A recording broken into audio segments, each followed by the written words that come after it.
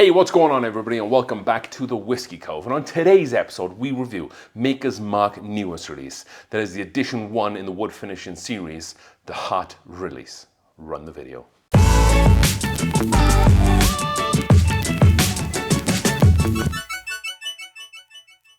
All right then folks, welcome back to the Whiskey Cove and welcome back to a new episode here where we will be reviewing Maker's Mark, the Hot Release. So this is bottle 1 in their new wood finishing series. If you remember the old wood finishing series, and you can see a bottle that I don't have there because I've drunk them all because I like them so much. This is a different bottle style. This was the old bottle style, kind of like the old Maker's 46 style bottles there. And as you can see, this has like more of a square shape to it, much like the cellar aged bottle. On the front, this is 56% ABV or 112 proof, notes of caramel, chocolate, and maple.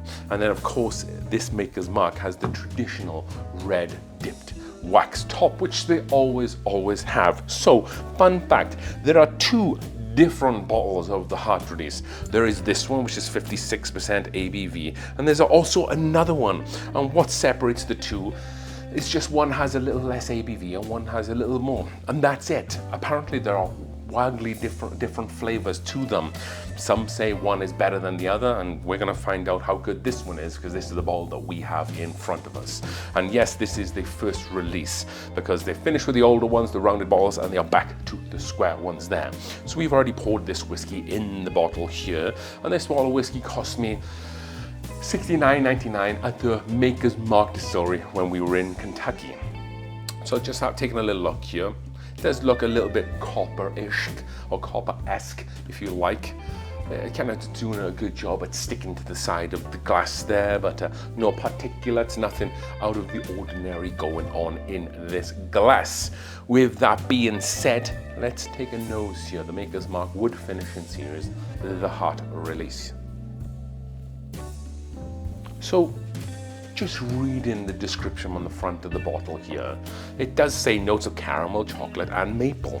So this bottle should be up my street because those dessert whiskey-like notes are definitely something I like in a whiskey. And I just wanted to say that because as soon as I took my first nose, I really liked it.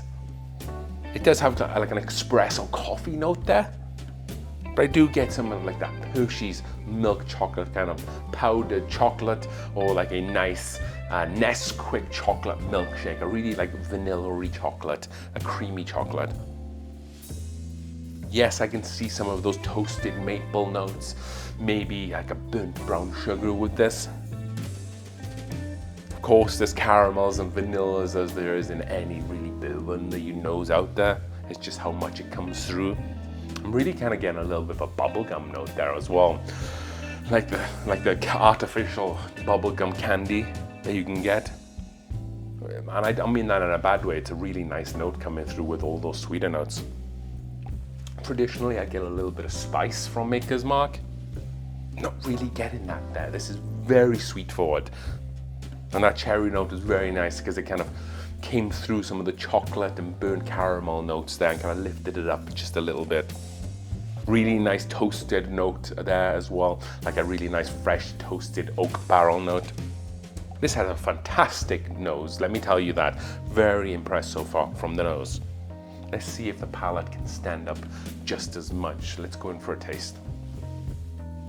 Very rich and very caramel forward on the palate.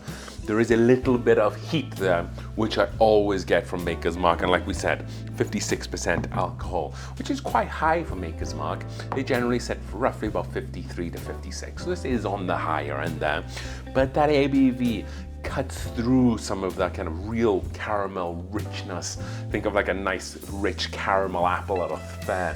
You're eating the caramel on the outside and it's just a little rich, and you kind of want that specific apple tannin note to cut through it, and that's what the heat is doing here as well. You're getting a lot of that toasted oak note.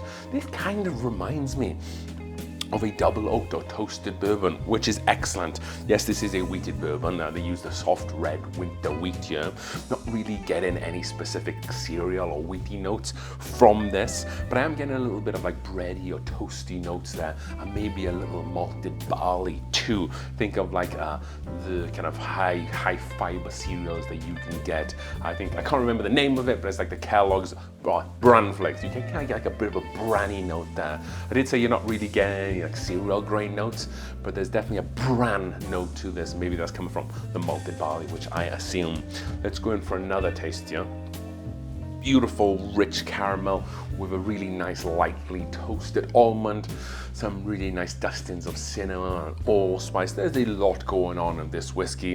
There's a lot of sweetness, there's a lot of oak, and there's also a nice little bit of like a peppercorn spice kick there too, which is great because all those flavors kind of rein one another in. And as you keep kind of tasting through it, there's a continuing richness there that kind of draws out the kind of finish on this whiskey. Yeah, that kind of sweet and kind of spicy and woody note makes this have a great long finish. So if you're someone who likes the nice long finishes, this is definitely going to be one for you. Maybe some coffee grains in there as well, some spent coffee grains. And yes, we get some of that chocolate on the back end there too. So with that being said, what kind of journey for the senses this has been. Great release for Maker's Mark for this new kind of wood finishing series. Way to kick it off with a bang. So value for money, A through F, and score 0 out of 100. So $70 is what we paid. I think that's a little bit of a kick since the last one. I think when the old wood finishing series originally came out with the RC6, the 2019 one, I think that was around high 50s, maybe $60. So it hasn't gone up too much since then. So like $10 to $15 over the course of 5 years isn't terrible at all. And I would say since 2019, it's slowly been improving. Yes, there's been better years, but over the course, if you were to plot a graph, I would say it's consistently been getting better. And I would definitely include this in that kind of uptick of how good they're getting. So for $70, very happy to pay that amount of money for this. I really like the limited release bottles, and I'm a big fan of these new bottles actually. I really like the square bottles. They just seem to look a little bit smarter on the shelf. So value for money, I'm gonna give this a B. What stops it from getting an A? I think maybe a little bit cheaper. Maybe I'm clutching. It looks like a premium bottle. Maybe I should have given it an A, but I'm comfortable with B. It could be cheaper, but also at the same time, it could be more expensive. If you're someone who can't find the cellar aged version, yes, that has a little bit of a different palate in terms of age, but if you just want something that's really good for Maker's Mark, definitely try to pick up this bottle, which brings us on to our score out of 100.